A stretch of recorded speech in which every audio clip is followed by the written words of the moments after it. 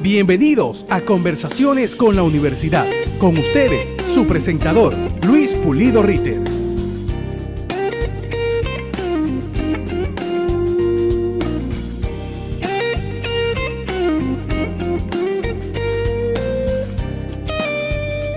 Muy buenos días.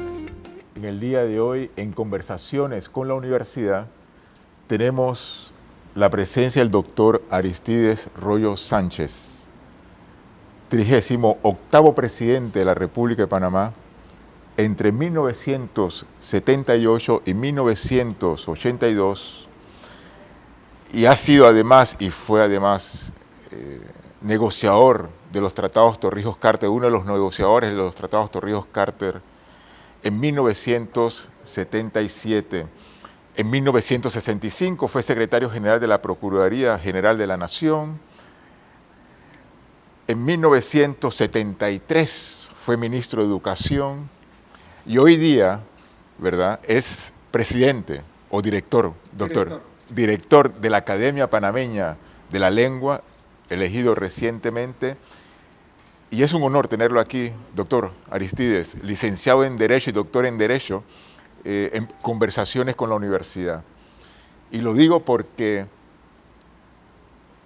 tengo la sensación de que estoy con un hombre de la historia, que pertenece a la historia de este país. Y quisiera preguntar por allí, ¿qué significa tener ese peso de ser parte de la historia de este país? Bueno, yo lo primero que quiero decir la honra que siento de estar aquí en la universidad. Yo aquí fui miembro de la sección de investigaciones jurídicas, fui profesor en la Facultad de Administración Pública, en la Escuela de Diplomacia, y fui profesor en la Facultad de Derecho, aquí enfrente. Correcto. Ya en la nueva Facultad de Derecho fui profesor durante varios años. Exactamente. Así que es un gran honor para mí estar aquí. Ajá. Y además agradezco la gentileza suya al decirme que formo parte de la historia, que es una manera muy elegante de decirme que ya soy un hombre provecto y muy maduro. No quiero decir eso. No, en aquella época, bueno, en aquella época yo tenía 30 y pico de años, ahora ya son 70 y tantos. Quería decirle que, muy sinceramente, que en ningún momento, para hablar por ejemplo de las negociaciones, en ningún momento yo sentí que formaba parte de la historia. Nosotros lo que considerábamos era que estábamos haciendo un trabajo. No era tarea de un solo hombre, era una tarea de muchos hombres, era una tarea de muchas personas. No había un solo capitán, como decía Neruda, sino muchas batallas en la cual participábamos todo un equipo. Yo sí quiero decir algo porque estoy en territorio autónomo universitario, que el jefe mío, porque yo tenía un jefe directo en las negociaciones, aunque ni lo llamaba jefe, ni él me consideraba subalterno, éramos compañeros, pero era el responsable en las negociaciones, era Rómulo Escobar Betancourt. Y una cosa curiosa, que es bueno señalarla, que yo era su segundo de a bordo y luego todo un equipo, que quiere decir que a la cabeza del proceso negociador en la época, diría, álgida, más caliente de las negociaciones, que fue cuando llegó el presidente Carter al poder, que decidió tomar muy en serio el proceso y terminarlo, el proceso negociador. Esa negociación estaba encabezada por el rector de la Universidad de Panamá y por el ministro de Educación, claro, que yo era. Así que estaba, digamos, en manos de dos personas que aquí éramos responsables del sistema educativo panameño. Claro. Claro. Así que, pero sentíamos que estábamos haciendo un trabajo. Es decir, ustedes no eran conscientes de que como esa firma o con toda la trayectoria que ustedes habían tenido, no vivían conscientemente en eso. Estamos haciendo algo histórico para este país. ¿No lo sentían en ese momento? No, porque hasta última hora, y le digo francamente, hasta última hora uno no sabía dónde iba a parar aquello. Fíjese que cuando el presidente Carter en una ocasión nos dijo, esto que estamos haciendo aquí va a ser muy difícil en la colina. La colina para ellos no es la colina universitaria nuestra, es la colina donde se encuentra el Capitolio, claro, donde está el Congreso. Entonces nos dijo, esto va a ser difícil, y nosotros no le creíamos. Entonces decíamos, un presidente de los Estados Unidos, que es un país presidencialista, no es un país parlamentario como es claro, España y como son otros países europeos. Así que no le creíamos, decíamos, este hombre tiene todos los poderes, y luego él tuvo que luchar y que bregar durísimo para conseguir la aprobación, que como todos saben se aprobó por un voto solamente en ese Congreso. Perfecto. Así que fue una tarea muy difícil, pero tampoco sentíamos, vamos a decir, la emoción que teníamos que haber sentido y que hubiéramos sentido si el canal nos lo hubiera entregado 6 meses después. Claro. Pero cuando se incluyó la cláusula, para ellos muy necesaria, de que se hiciera un periodo de transición de 23 años, 7 meses y 11 días, aquello entonces nos parecía que era la eternidad. Claro. Luego se cumplió el proceso de los 23 años. De los 23 años. Y ya alcanzamos a recibir el canal, y se cumplió a pesar de los presidentes que sucedieron al presidente Carter, como era un Reagan, sí, que era mucho más difícil y que había proclamado Vox Populi que él no entregaría el canal a los panameños. Me mandó una carta, yo todavía era presidente de Panamá, diciéndome que Estados Unidos cumpliría con el proceso de transición y cumpliría con los tratados Torrijos-Carter. Fantástico. Y luego hasta en los momentos más duros, la etapa aquella de congelamiento de fondos de la etapa de Noriega, los norteamericanos continuaron cumpliendo con su proceso de transición, que felizmente culminó el 31 de diciembre del 99. Perfecto. Bien, ese es un elemento muy importante que usted acaba de describir, ¿no? Porque forma parte efectivamente de este país, y además soy consciente, muy consciente, de que usted, por todos los cargos públicos que ha ocupado en este país, es un egresado del Instituto Nacional. Estamos en la Universidad de Panamá, como usted acaba de decir, y usted pertenece a una generación que tuvo mucha suerte, ¿no? Con profesores de muy buena calidad. Fue ministro de Educación, y yo me imagino que nosotros hoy día estamos pagando con creces o en creces lo que fue el rechazo de la reforma educativa a finales de la década del 70. Ya vemos cómo está el sistema educativo hoy día en Panamá. ¿Cómo usted ve ese proceso? ¿Cuál es su balance retrospectivamente de esa época en Panamá en cuanto al sistema, la reforma educativa, lo que pasó allí? ¿Cómo usted lo ve retrospectivamente? Sí, yo tengo que decirle con mucha sinceridad que no solo voy a hablar del qué pasó con la reforma educativa, sino que voy a tener que vincularla también con el tema religioso y un poco la idiosincrasia del panameño. Así que hablaremos del tema educativo, y si se me olvida usted me recuerda el religioso. ¿Cómo no? Porque de una manera influye en grandes determinaciones de este país o en importantes acciones que este país debería emprender. Cuanto al tema educativo, al ingresar yo en el Ministerio de Educación, me encontré con que había un grupo grande de personas que habían preparado las reformas de la educación. Yo no formaba parte de ese grupo porque yo no soy pedagogo, no estudié humanidades, estudié derecho, aunque oí hablar mucho de educación porque mi familia, todos eran educadores, salvo mi padre, que era abogado en lo contencioso administrativo. El resto de mi familia, todas eran educadores, tíos, tías, mi madre, que ejerció hasta su jubilación. Así es que yo crecí en un ambiente de escuchar educación. Al tío Pedro Pablo, que luego fundó el ciclo y el segundo ciclo de La Chorrera, que venía los sábados a Panamá y solo hablaba de temas educativos. Así que estaba muy familiarizado con los temas. Me encantó la reforma educativa, me encantaron los principios, pero además cosas que nunca afloraron después, porque la ola fue tan grande que nos mojó a todos. Esa reforma era permanentemente consultada con grandes pedagogos que trabajaban en la UNESCO de París. Sylvain Lourier era uno de ellos y otros más que venían constantemente a Panamá, pasaban meses en Panamá, procurando que esa reforma educativa fuese una reforma moderna, contemporánea en su momento y que sirviera para el futuro. Voy a poner un solo ejemplo, pero hay muchos más. Cuando nosotros creamos los ciclos básicos de educación, la idea era congregar a toda esa población que vivía y en gran sentido sigue viviendo en sitios desperdigados, En aquel entonces eran 9.611 lugares poblados con menos de 500 habitantes, con escuelas donde una sola maestra tenía a su cargo varios grados y la educación se hacía bastante deficiente. La idea de los ciclos básicos es que todos esos chiquitos que vivían en caseríos dispersos pudiesen congregarse, reunirse en una escuela, claro, y allí claro, realizar su aprendizaje.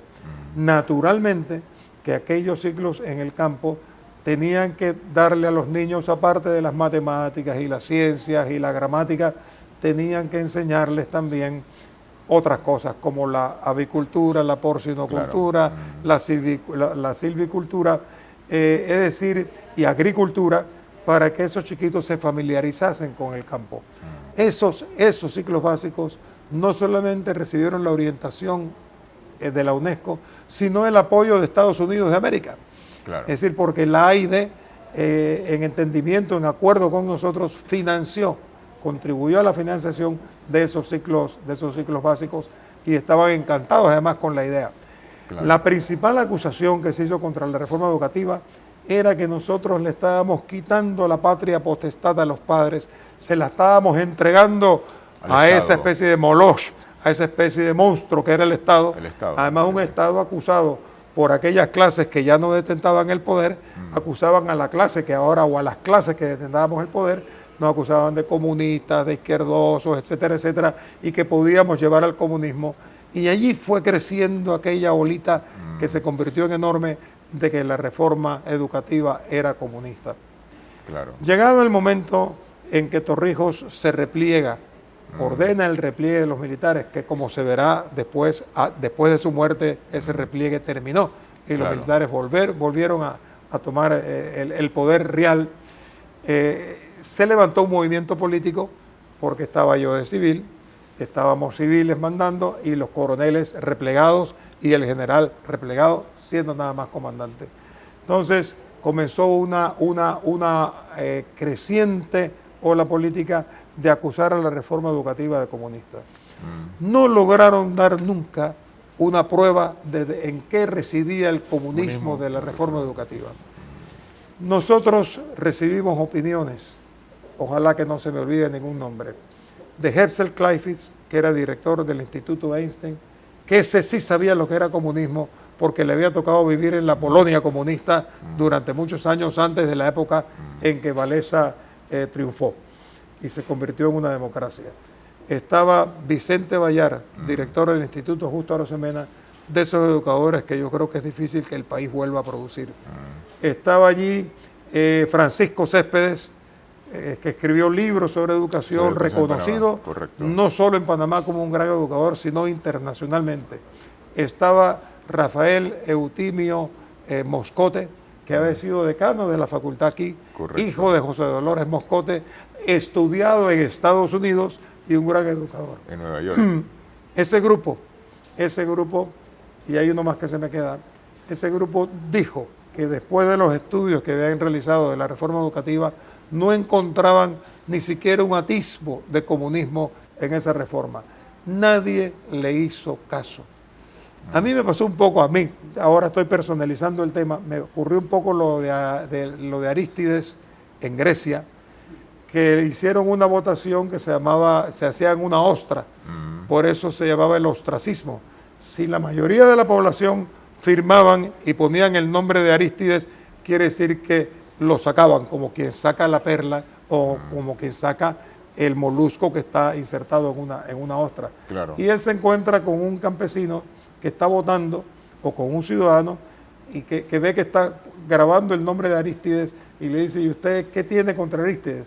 Y dice él: estoy cansado de llamarlo el justo. ¿Por qué traigo esto a colación? No era en mi caso, no era un problema de justicia, era un problema de educación. Pero sin saber la personalidad de Arístides, sin saber las virtudes ciudadanas que tenía, había que condenarlo porque ya el ciudadano estaba cansado de eso. Sí. Tanto se habló de la reforma educativa, pero se convirtió en una especie de desconocida para los educadores panameños. Claro, claro. Puede ser que haya habido un poquito de sectarismo, pero explico el porqué del sectarismo, porque el grupo que hacía la reforma educativa era un grupo que quería a Torrijos, que creía en ese proceso de cambios que el torrijismo trajo consigo y que se vio en muchos aspectos de la vida nacional. Entonces, muchos educadores que además pertenecían a partidos políticos o eran contrarios a Torrijos, lo veían como algo peligroso para el país. Bueno, cuando ellos inician la huelga salarial en 1969, no la iniciaron por temas de filosofía educativa ni de dogmática educativa, de principios educativos. La inician por temas salariales. Se acercaron los políticos a la Escuela República de Venezuela, varios de ellos, y no hay que mencionar nombres, aunque los tengo todos aquí, y le dijeron, si ustedes quieren que esta lucha tenga resultados, sáquenla del tema salarial, porque ustedes tienen en sus manos una granada que puede explotar. Acusen a la reforma educativa de que es comunista. ¿Y el asunto religioso en qué intervino? El asunto religioso viene después. Yo se lo voy a explicar después. ¿Por qué? Bueno, lo puedo decir ahora.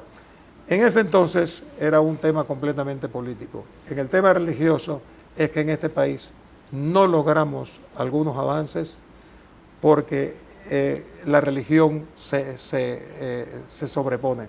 Por ejemplo, hay derecho a que este país todavía no tenga una educación sexual, pero ve que estoy entrando en otro tema. Hay derecho a que el VIH esté creciendo en Panamá, claro, porque no hay una educación sexual, pero hay derecho a que cantidad de jovencitas entre los 13 años a los 16 años queden encintas, porque no hay una educación sexual que les indique que deben colocarse un preservativo. No, porque la iglesia, porque los evangelistas y porque el clero dice, son los padres de familia los que tienen que dar educación sexual. Y además, mencionar la palabra preservativo en una clase de educación sexual, lo que logra es incitar a los jóvenes para que practiquen el coito y queden embarazadas.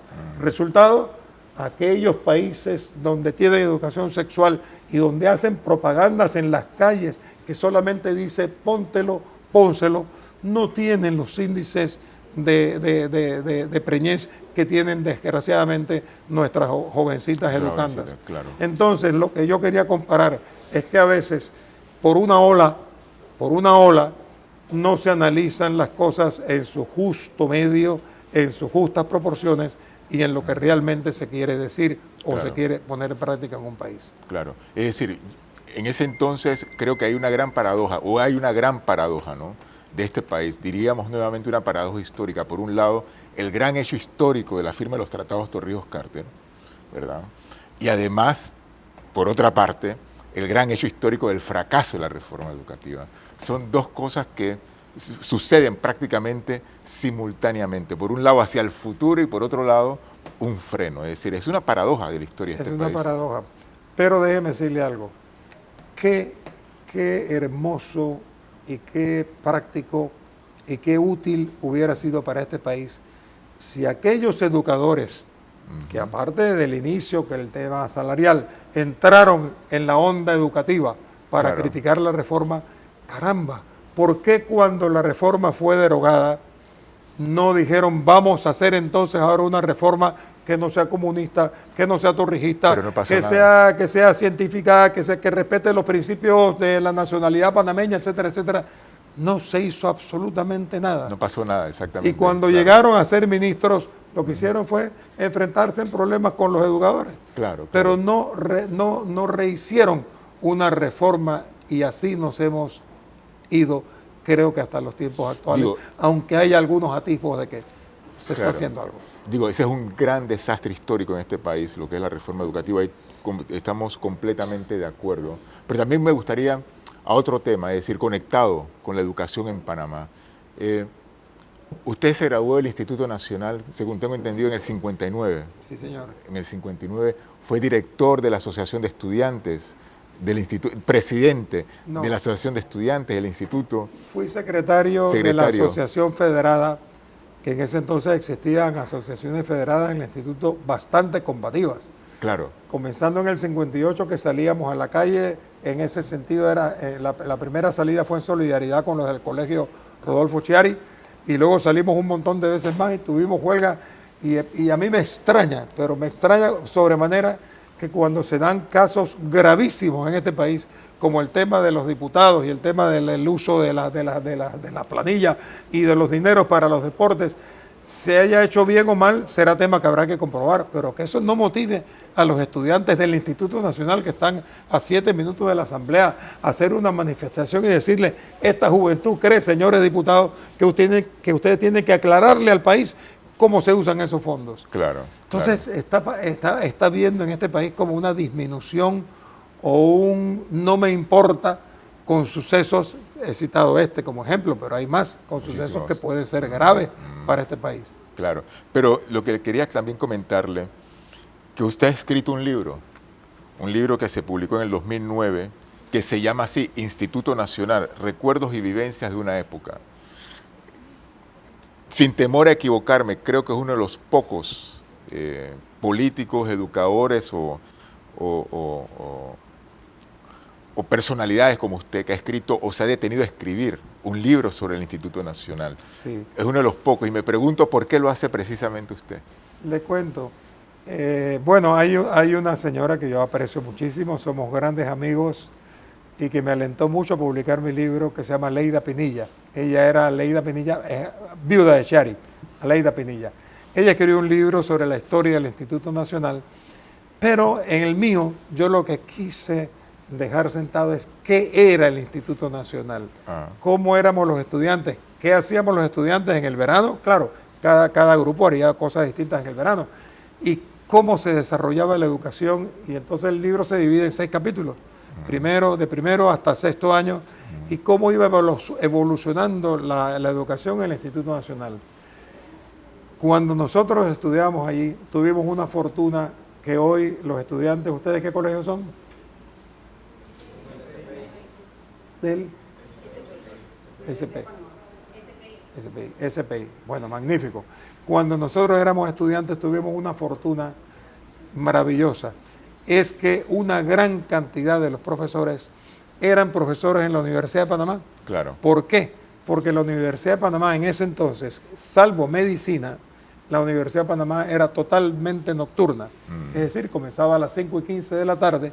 Entonces muchos de esos profesores tenían doctorados, tenían maestrías obtenidas en países europeos, en Estados Unidos, en Argentina, en Colombia.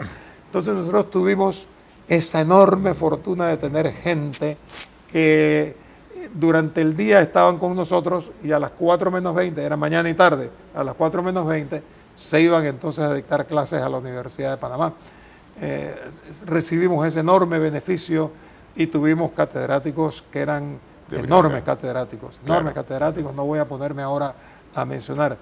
Y rectores también que apoyaban los movimientos estudiantiles. Claro. Eso sí, trataban de que no hubiese vandalismo, de que hubiese un orden, de que no saliéramos tampoco por motivos que no fuesen considerados fundamentales. Pero estuvimos muy bien orientados, además con una educación libre, una educación muy libre de pensamiento.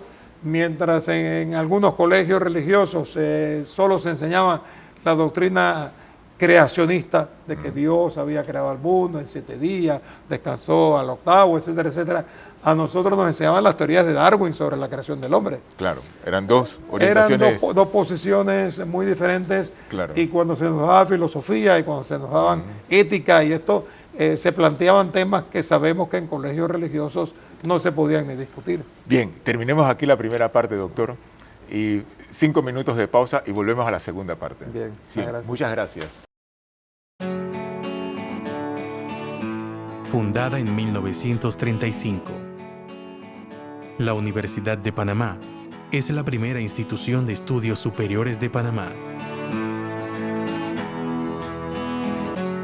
Con 169 carreras de grado, 131 posgrados, 19 facultades, 10 centros regionales, 4 extensiones docentes y 26 programas anexos, de los cuales 10 están en nuestras comarcas.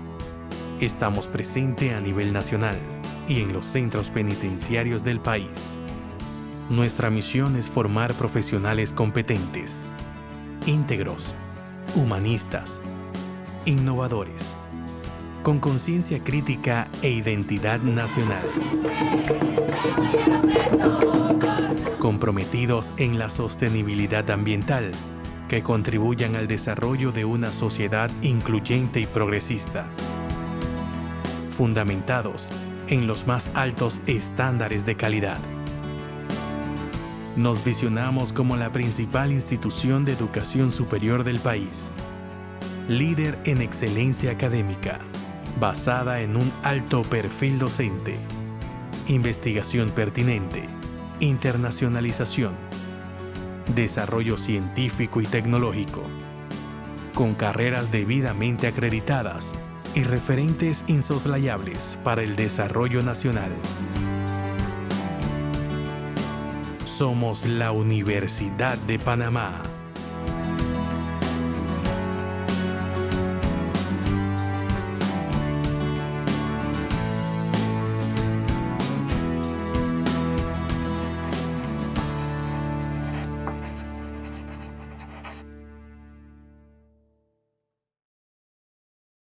Muy buenos días. En la segunda parte de Conversaciones con la Universidad, tenemos el honor de tener aquí al doctor Aristides Royo Sánchez, profesor, que ha sido profesor aquí en la Universidad de Panamá. Y quisiéramos, en efecto, profundizar un poquito más esa cuestión del asunto religioso en la educación panameña, cosa que hoy día todavía forma parte de la discusión, ¿verdad? Y en el Instituto Nacional, ¿no? Tenemos, por ejemplo, el caso de Justo Afacio, que usted acaba de mencionar en la pausa, en la cual ahí hubo un conflicto en aquella época. ¿Nos podría explicar un poquito más qué fue lo que pasó allí? Sí, yo voy a citarle 3 casos que yo recuerde y es probable que haya alguno más, pero de mi época institutora. Efectivamente, cuando se creó el Instituto Nacional, el primer rector se llamaba Justo Afacio. Él era de familia panameña, aunque había nacido en Costa Rica, y vino como rector. Era un hombre de esos sabios que existían antes, que abarcaban cantidad de disciplinas. Y a los 11 meses ese rector tuvo que salir porque algunos sectores de la sociedad panameña lo acusaron de que ahí se permitía totalmente la libertad de pensamiento, que allí no se estaban dando los principios de la religión católica, y se armó una discusión que hizo que ese rector saliese. Los tiempos cambiaron un poco y no cambiaron. En 1953, cuando yo ingresé a mi primer año en el Instituto Nacional, se inauguraba el nuevo gimnasio. Había un viejo gimnasio que estaba en el centro del patio, en el corazón del patio. Correcto. Y luego se hizo uno junto al campo de fútbol y de béisbol también. Y entonces el rector de la universidad se enteró que se estaba invitando a un sacerdote católico de la parroquia de Santana, porque el instituto pertenecía a la parroquia de Santana. Estaba en esa jurisdicción religiosa. Y entonces que se había invitado a un sacerdote católico para que bendijera.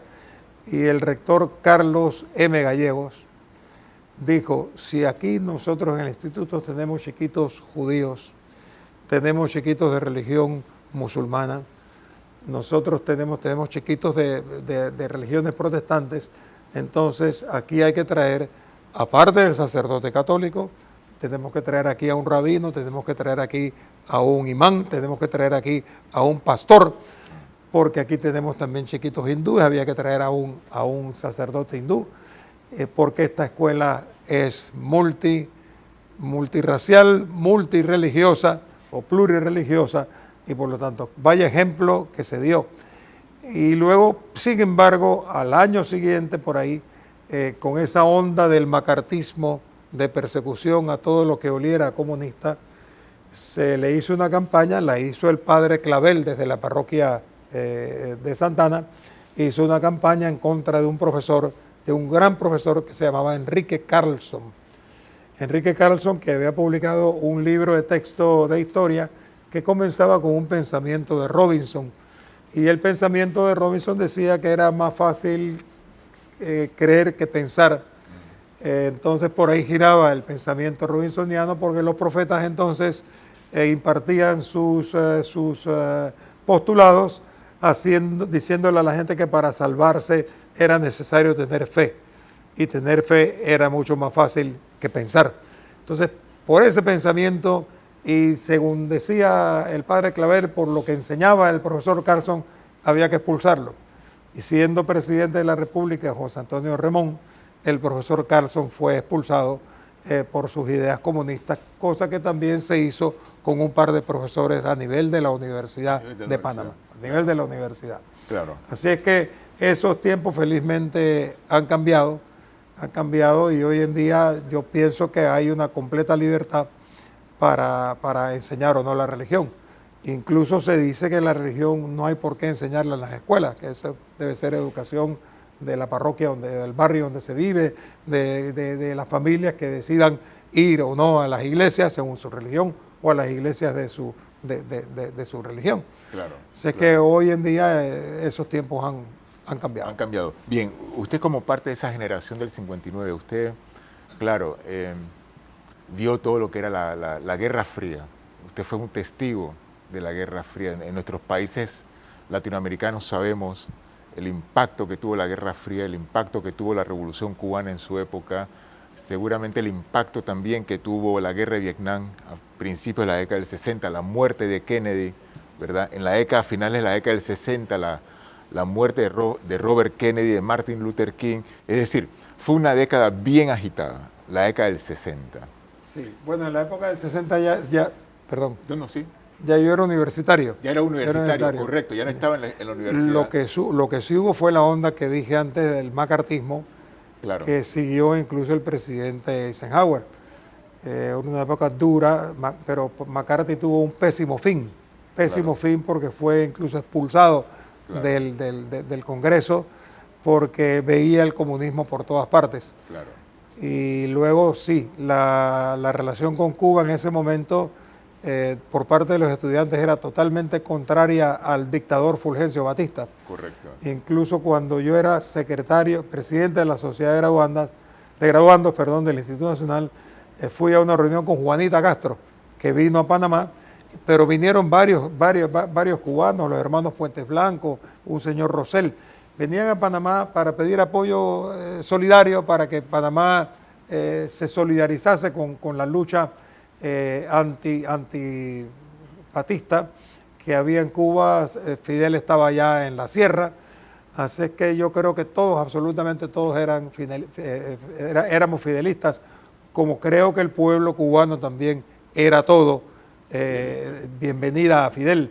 Sin embargo, cuando comenzó la revolución y los cambios y esa migración enorme, yo creo que ya hubo un cambio también de actitud de los pueblos de América que no quisieran verse reflejados en una revolución cubana que ha traído, sí, mucha igualdad, muchas cosas buenas, la salud igual para todos, etcétera, etcétera, pero que no es un sistema que se considera beneficioso para los países. Sin embargo, de la revolución cubana hay muchas cosas que alabar, pero también sentir que no es el sistema con el cual estarían contentos la mayoría de los latinoamericanos. Una pregunta, y viéndolo retrospectivamente, usted fue presidente de la República, firmó los tratados Torrijos-Carter, vivió, fue testigo, fue partícipe en todo ese conflicto, es decir, como panameño, es decir, teníamos de la Guerra Fría, teníamos los norteamericanos en la zona del Canal. ¿Cómo usted vivió 1989? Es decir, sabemos que hubo la invasión a Panamá, pero también hubo la caída del muro de Berlín. Es decir, ¿cómo usted retrospectivamente engarza o hace un resumen de esa época? ¿Qué fue lo que usted en aquel momento sintió, pensó en ese año clave, 1989, tanto para Panamá como para el mundo? Bueno, yo me atrevería a decir que un cierto sentido de liberación, no porque estuviese prisionero de ninguna ideología, pero de liberación con el convencimiento de que la Unión Soviética, el muro de Berlín y la caída de la Unión Soviética no la hizo Estados Unidos, no la hizo el Papa, que también invocó la caída del muro, ni mucha gente que invocaron la caída del muro. Yo creo que la hizo el propio sistema, que ya no les rendía más. Precisamente uno de los disgustos que tuvo Fidel Castro con Felipe González es que cuando se produjo esta situación y Felipe González era presidente del gobierno de España, Felipe le aconsejó a Fidel que siguiera el rumbo que había seguido el comunismo en Rusia, que siguiera esa onda y que flexibilizara el socialismo, el comunismo cubano, y Fidel se opuso a ese consejo que le dio Fidel. Y todos creíamos, como hemos creído, que después de la desaparición de Fidel se iba a producir un cambio. Bueno, yo no sé hoy en día si el cambio vendrá o no vendrá o cómo vendrá, pero tengo la impresión de que los cubanos poco a poco lo irán haciendo, pero lo irán haciendo a su estilo, es decir, a su imagen y semejanza. Claro. Lo harán ellos dentro de Cuba, los cubanos, los cambios que ellos quieran hacer. Ahora van a una constitución que entrará en vigor dentro de poco. Están flexibilizando dentro de lo que pueden, pero yo creo que al fin y al cabo lo que harán, lo harán por ellos mismos. Claro. Y la invasión a Panamá en el 89, ¿cómo lo vivió? ¿Cómo lo engarzó con esa cuestión global? Por ejemplo, yo viví en Berlín en aquella época y por un lado sentí una gran liberación, una gran libertad al caer el muro de Berlín, pero también al mismo tiempo la paradoja otra vez de la historia. Sentía como que el mundo no ha cambiado para nosotros, nuestros problemas quizás nos los resuelven con una invasión. Es decir, ese conflicto, era esa relación tan contradictoria. Sí. Usted tuvo quizás Esta percepción. esta percepción. Yo la percepción que tuve y la sostuve y me ocasionó el disgusto del general Noriega que me dijo que yo era un traidor a la patria porque yo escribí un artículo publicado en varios periódicos españoles que se titulaba Juegos Peligrosos. Y en el artículo yo sostenía que el general Noriega tenía que considerar que ya su presencia al frente de la Fuerza de Defensa en Panamá y como hombre fuerte de Panamá le estaba haciendo más daño que beneficio al país. Que a él se le estaban brindando una serie de oportunidades, como era la de que él abandonara el mando, la de que saliera del país por un par de años y no hubiera tenido ni los enjuiciamientos ni nada de lo que luego le ocurrió. Y él por una razón u otra, por desconfianza o porque el Estado Mayor lo presionó para que se quedara en una especie de respaldo solidario, no aceptó ese entendimiento. Eso no justifica, a mi juicio, la invasión que Estados Unidos produjo. Yo pienso que hubiera habido otros métodos mucho más flexibles, mucho más suaves para producir la salida de Noriega. Es más, creo que se le hubiera podido llegar a convencer. Era cuestión quizás de unos meses más, pero entre los presidentes latinoamericanos, que todos estaban preocupados por la situación de Panamá, y algunas otras presiones, digamos, europeas, de las Naciones Unidas, de la OEA, creo que Noriega al fin y al cabo hubiera cedido y se hubiera podido convencer no solo a Noriega, sino a ese Estado Mayor que lo estaba respaldando. Claro. Creo que pudo haberse evitado una invasión que ahora, por suerte, la Comisión Interamericana de Derechos Humanos, por suerte, le ha dicho a Estados Unidos que tiene la obligación de pagar las indemnizaciones pertinentes por los muertos, heridos, etcétera, que se produjeron. Estados Unidos va a ser difícil que lo haga porque Estados Unidos, que tanto defiende los derechos humanos en otros países y que se respeten, no es signatario de la Convención Interamericana de Derechos Humanos. Así que Estados Unidos va a decir, nosotros estamos excluidos de ese tipo de responsabilidad. Así que vamos a ver qué ocurre con esa decisión de la CIDH, que tengo que aclararla aquí jurídicamente. No es coercitiva ni obligatoria para ningún país, porque ellos eso iría a la Corte Interamericana de Derechos Humanos, que ya son magistrados que sí deciden. Pero cuando deciden sobre Panamá, Panamá está obligada a pagar. Cuando deciden sobre cualquier otro país latinoamericano, el país latinoamericano que sea signatario de la convención, Venezuela se salió de esa convención, estaría obligado. Estados Unidos no, porque no reconoce, no ha firmado, no es signatario de la Convención Interamericana de Derechos Humanos. Claro. Bien, valga la aclaratoria, la explicación. Y también me gustaría también conversar con usted lo siguiente, es decir, yo a usted lo veo, usted es un abogado, político, pero además un hombre de letras. Usted es el cruce de varias cosas, ¿verdad? En usted se cruzan varias cosas, diríamos varios contenidos y capitales, ¿verdad? Estamos rodeados de libros aquí en la Biblioteca Simón Bolívar. ahora es director de la Academia Panameña de la Lengua. No quiero volver a lo de es un cargo histórico.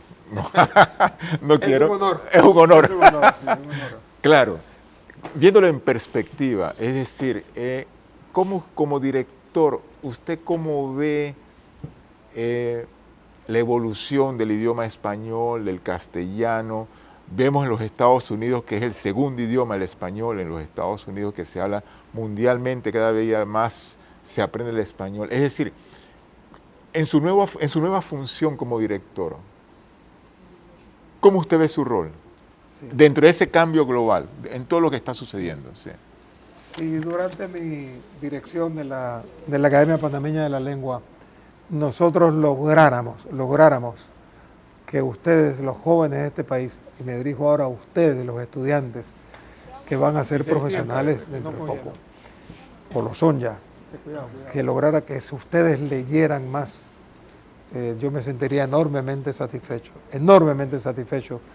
porque me da tristeza cuando entro a algún restaurante a comer y veo que la gente come pero callada, y están callados porque están tecleando en sus celulares, y hay por ahí algo que han subido a las redes sociales, que es maravilloso, que es la historia de un profesor, me parece que era en Buenos Aires, que decide jubilarse de su cátedra, era un enorme catedrático, un gran conferenciante, y decide jubilarse y lo explica allí porque dice, esta es mi última clase porque estoy cansado ya de hablarle a estudiantes que no prestan atención, que mientras yo estoy haciendo uso de la palabra, contándoles además cosas maravillosas, los estudiantes están con sus teclitas comunicándose qué comiste hoy, o vas a ir al cine esta noche, o qué vamos a hacer mañana.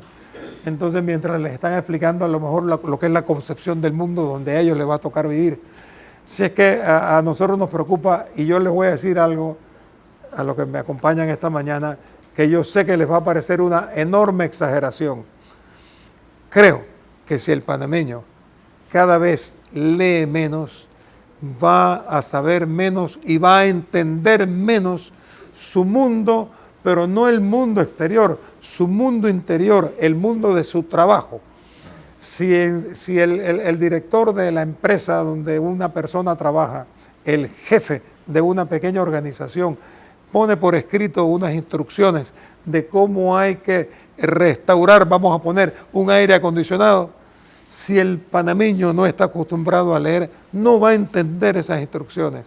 Si compran un juguete para un hijo y viene dentro una instrucción en español, porque siempre vienen traducidas a nuestro idioma, ese panameño, al no leer, no va a poder entender cómo se arma ese pequeño juguete. Claro. Porque nos estamos alejando de la lectura, que es alejarse del buen hablar, que es alejarse de la gramática.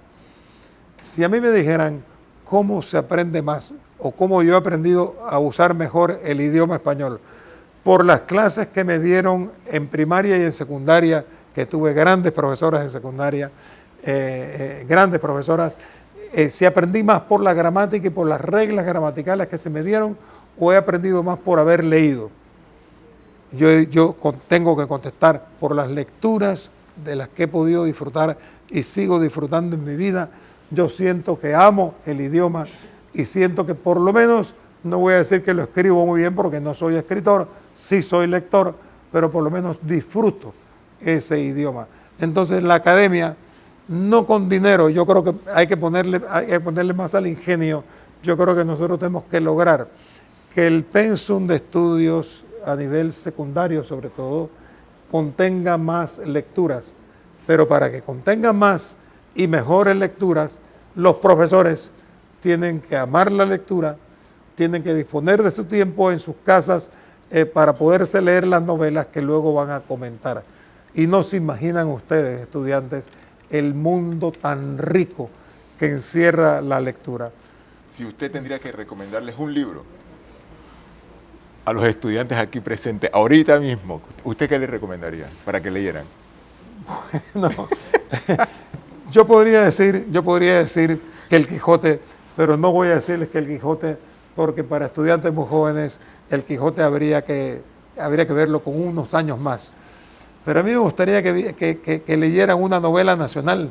¿Cuál? Y me gustaría que leyeran, por ejemplo, Desertores de Ramón H. Jurado. Muy bien. Que leyeran Desertores de Ramón H. Jurado, que es una novela ambientada en la época de los 1000 días. No es una novela con grandes pretensiones, pero que cuenta cosas muy interesantes de nuestra vida panameña. Muy bien.